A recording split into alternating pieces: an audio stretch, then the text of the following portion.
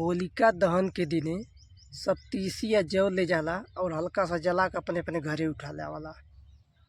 ये एक परंपरा है और रीति रिवाज है।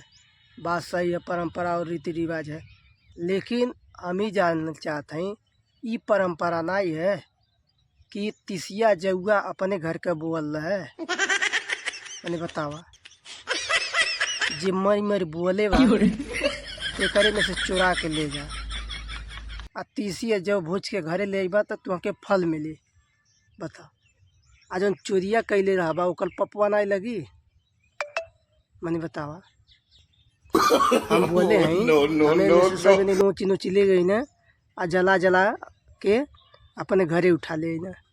अब बता अरे तो शुक्र मनावा कि दू चार चार पेड़ लगला, नहीं तो कहीं अगर एक आध अटिया उटिया लगल तो पता चलल कि हमें काटे पीटे की जरूरत नहीं पड़त, वैसे हमारे खेत साफ हो जाए।